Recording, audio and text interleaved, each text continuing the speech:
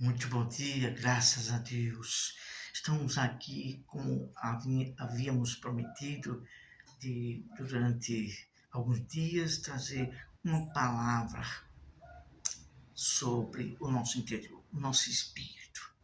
E assim temos feito. Hoje é a última, diria mais, que este campo, essa área sobre o espírito da gente, sobre o que há no nosso interior é muito vasto, é muito imenso, mas vamos de forma simples, básica, trazer essa meditação como temos feito em 3 partes só. Hoje é a parte final, como nós havíamos prometido, falar sobre esse espírito que Deus quer que mude em nós, esse novo espírito que Deus quer que tenhamos dentro de nós, nosso próprio espírito, ser um espírito novo e, além do mais, receber o Espírito Santo. Todo aquele que faz uma aliança com Deus com sinceridade recebe esse espírito entra na pessoa desde que a pessoa aceita o Senhor Jesus. Nós estamos falando aqui sobre receber o Espírito Santo. Há uma diferença que algumas pessoas não sabem assimilar as coisas. Pelo ensino da palavra de Deus, à luz da verdade, aqui, pela misericórdia de Deus, nós temos feito isso ciência, para que as pessoas saibam distinguir entre assim receber o Espírito Santo quando recebe a Cristo, da diferença em ser batizado com o Espírito Santo. A palavra de Deus deixa bem clara. João capítulo 14, que é aquele que tem uma aliança com Deus, vive os mandamentos, o Pai, o Filho e o Espírito Santo, na pessoa do Senhor Jesus, a habitação de Deus, do Espírito de Deus começa a habitar. E ser batizado com o Espírito Santo é o que Deus falou em Atos dos Apóstolos. Mas recebereis virtude, o dom do Espírito Santo. Isso se cumpriu no dia de Pentecostes, quando Pedro estava, a igreja estava orando ali.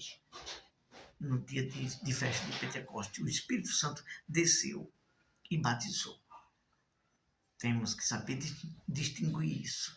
Em uma outra ocasião, se Deus permitir, falaremos sobre isso para que as pessoas não fiquem confusas. Então aqui falaremos deste novo Espírito, que é o nosso mesmo dentro de nós, e todos aqueles que fazem uma aliança com Deus recebem o Espírito de Deus. Isso está bem explícito, bem explicado nas cartas do apóstolo Paulo, falando sobre aquele que tem o Espírito de Deus dentro dele. Então vamos lá. Vamos de início pedir a bênção de Deus. Senhor Deus, todos nós precisamos de Ti, precisamos do entendimento, da revelação da Tua palavra, para entender Tua vontade. Todos aqueles que querem o Senhor como Deus têm sede da Tua palavra. E somente o Teu Espírito é que pode ensinar. Está escrito no livro de 1 Coríntios, capítulo 2. Só o Teu Espírito é que dá o discernimento por meio dele, da Tua palavra, ao nosso espírito. Nos ajude a cada um de nós entender, e todos que vão ouvir sejam iluminados pelo entendimento da Tua luz, por meio da Tua palavra e do Teu Espírito. É isso que te oramos, te agradecemos, em nome de Jesus. Sexta-feira, hoje, 13 de fevereiro de 2026. Título desse assunto, dessa reflexão: um novo espírito em uma nova mente. Veja bem, além do mais, receber o próprio Espírito de Deus dentro de nós. Um novo espírito, mente, espírito, mente, os dois se associam formando um só objetivo, uma só mentalidade. Então, esse novo espírito é o nosso espírito interior ser transformado. E a nossa, novamente, se refere também a entendimento, a inteligência, ao nosso pensar, do nosso espírito. Então, é sobre isso que vamos, de forma simples e objetiva, com poucas palavras, por meio do Espírito de Deus, falar algo aqui para nosso entendimento. Texto básico, vamos ler apenas 2 ou 3 versículos, que se encontram no Velho Testamento, no livro de Ezequiel, que é o qual fala sobre esse novo espírito. Capítulo 36, isso fala sobre a restauração de Israel.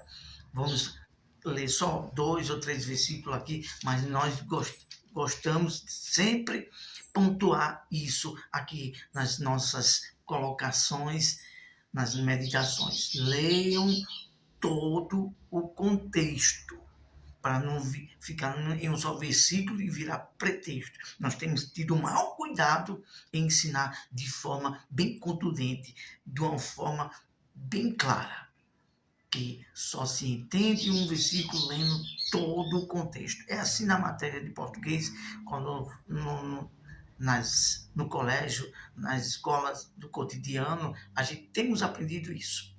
Quando vamos fazer uma prova, a gente tem que ler todo o contexto para entender cada texto, cada parte, cada parágrafo daquela história.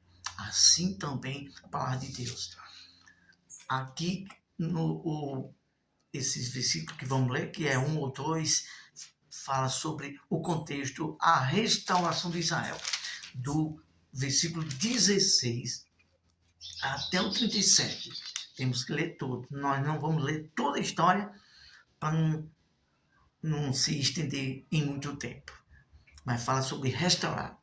Deus, na pessoa de Ezequiel, ele estava falando ali para Ezequiel, dizendo que ia restaurar o povo. Ia tirar o povo daquela vida que eles viviam profanando na idolatria, em caminhos próprios do seu coração, e ia trazer um novo espírito para que se rendesse, para que se voltasse para Deus. Deus ia transformar a mente do povo. Olha só, capítulo 36, versículo 24. Tornai-vos de entre as nações, e vos congregarei de todos os países, e vos trarei para a vossa terra. Então aspergirei água pura sobre vós, e ficarei purificados de todas as imundícias e de todos os vossos ídolos, e vos purificarei. Dá-vos-ei coração novo, e porei dentro de vós espírito novo. Tirarei de vós o coração de pedra, e vos darei coração de carne.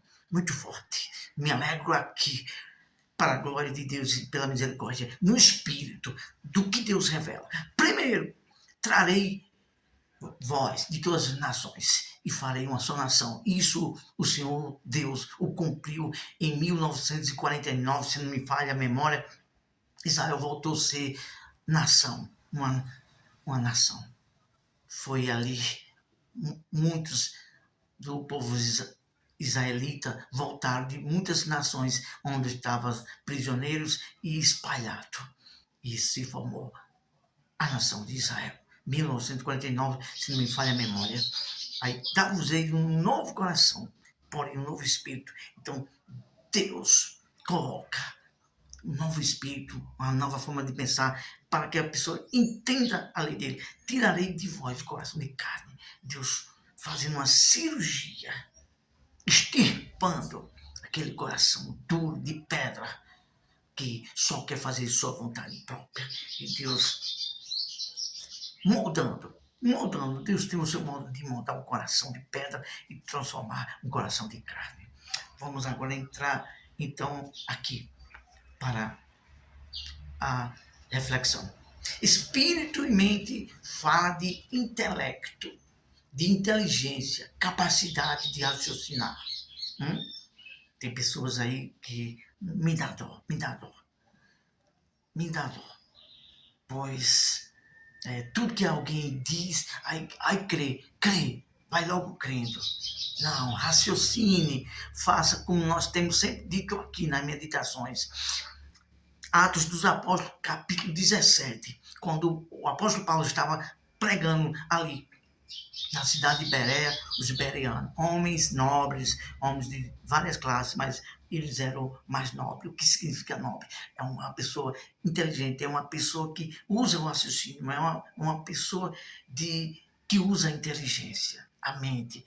E eles olhavam, examinavam sobre tudo que Paulo estava dizendo ali, se coadunava, se concordava, se era aquilo mesmo que estava escrito no entendimento pela Bíblia, pelas Escrituras. É isso que tem que se fazer. Usar o raciocínio, pensar. A pessoa que não tem direito de pensar, ela é como escrava. Ela corre o perigo de ser até fanático. Toma muito cuidado. Use o raciocínio. Use o seu livre-arbítrio de pensar. Ah, meu Deus. Continuando.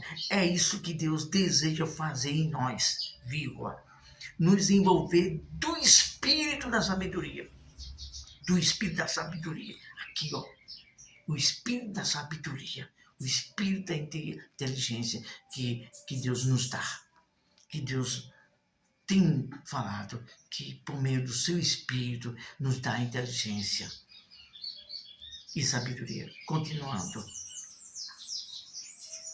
Para que tenhamos uma fé inteligente. O que é fé inteligente? É aquela pessoa que raciocina, que se guia pelo que está escrito, de uma forma inteligente, discernindo, procurando o discernimento, entender pelo Espírito de Deus como viver essa fé inteligente, viver aquilo que Deus fala. Isso é fé inteligente. E fazer escolhas inteligentes. Então, quando se tem uma fé inteligente, a pessoa vai fazer escolhas inteligentes. Vamos citar aqui uma analogia, uma comparação aqui. Se existem dois caminhos, aí esse caminho em desobedecer, em fazer maldade, ódio e não perdoar, é o caminho que leva à destruição e perde a salvação. Aí existe esse outro caminho, que é de renúncia, santidade, amor, perdão. Esse é que vai levar para o céu. Aí você usa a fé inteligente. Não, eu quero ir para o céu. Então o que eu vou fazer? Usar a inteligência, o raciocínio. Para eu ir para o céu, eu tenho que renunciar, perdoar e amar. Mas se eu quero ir para o céu, e se eu quero usar a inteligência, então eu vou escolher esse caminho da renúncia, da santidade, do amor e do perdão. Isso é fé inteligente. Vamos falar agora dos 3 tópicos. Uma promessa de Deus ao nosso auxílio. É o que já lemos, mas vamos repetir. Ezequiel capítulo 36, versículo 26. Dá-vos-eis coração novo e porei dentro de vós espírito novo. Tirarei de vós o coração de pedra e vos darei o coração de carne. Deus prometeu isso. E ele falou por quê? E para quê? Para que a pessoa tenha uma fé inteligente, tenha poder de raciocinar. E Deus o prometeu mais, que imprimiria em nossa mente as suas leis. É isso que Deus quer fazer. Isso está escrito em Hebreus capítulo 8, não me falha a memória, versículo 9, falando sobre imprimir dentro da mente. Mente é inteligência, para que a gente saiba discernir a vontade de Deus, pela lei de Deus, a lei espiritual, para que a gente venhamos praticar e viver uma fé inteligente para conquistar a nossa salvação. Segunda pontuação, uma nova mente, a de Cristo em nós. É muito forte. Você tem a própria mente, os próprios pensamentos. Como é glorioso de Deus dentro da sua mente, dentro do seu espírito. É você pensar como Deus pensa. Isso é a mente que Deus quer que nós tenhamos. 1 Coríntios, capítulo 2, versículo 16. Achamos. Olha só. Pois, 1 Coríntios, capítulo 2, versículo 16. Pois, quem conheceu a mente do Senhor, que o possa instruir? Nós, porém, temos a mente de Cristo. Você passa a pensar, você passa a assimilar os sentimentos, os pensamentos, os desejos de Deus. E o entendimento, a sabedoria de Deus dentro da sua mente. E aí? Como é glorioso. Escolha ter essa mente. Escolha ter a mente, os pensamentos de Deus. Porque o Senhor disse a Jeremias, capítulo 29, se não me falha a memória, eis que pensamento tenho a respeito de vós, pensamento de paz e não de destruição. Deus tem a sabedoria, o de melhor para nós viver diante dele. E a mente de Cristo é algo fabuloso. Terceira pontuação, e aqui já estamos concluindo, terminamos já com nos maravilhando desse assunto muito sublime, que teria mais a falar, mas ficamos por aqui. Terceira pontuação, e aqui concluímos. A promessa de Deus para quem aceita a aliança, que temos falado muito sobre esse dia, sobre a aliança com Deus, a aliança dele e seu Filho. Romanos capítulo 8, versículo 15 e 16. Romanos capítulo 8, versículo 15 e 16. Romanos no Novo Testamento, sexto livro do Novo Testamento, capítulo 8, versículo 15 e 16. E aqui concluímos com este presente glorioso de Deus para todos nós que vivemos em aliança, que desejam viver aliança com Deus. O próprio Deus, na pessoa do Espírito Santo, dentro de você, de todos nós. É glorioso você ter o próprio Deus. Olha só quão grande é esse amor de Deus. Mesmo sendo mortais, pecadores falham, mas Ele ainda assim deseja nos dar a oportunidade de entender a Ele e saber como é o amor dele. Como está escrito no livro de Romanos, nesse mesmo livro, capítulo 8, versículo 5, se não me foge a memória, que Deus nos deu, derramou dessa graça através do Espírito Santo. Romanos 8, capítulo 8, versículo 15 e 16. Porque não recebeste o espírito de escravidão para viverdes outra vez atemorizados, mas recebeste o espírito de adoção, baseado no qual clamamos, Abba, Pai. É muito forte. É muito forte. Você ter o próprio Deus na pessoa do Espírito Santo dentro de você, o qual clama a Papai. Foi o que Jesus clamou ali em hebraico, se não me faz memória. Eloi, Eloi, lama sabachthani. Deus meu Pai, por que me desamparaste? Olha o tamanho do amor de Deus. Enviou seu Filho, sacrificou por mim e por você, pecadores que não merecíamos salvação. Enviou o Filho, e o Filho ali, sentindo a rejeição, até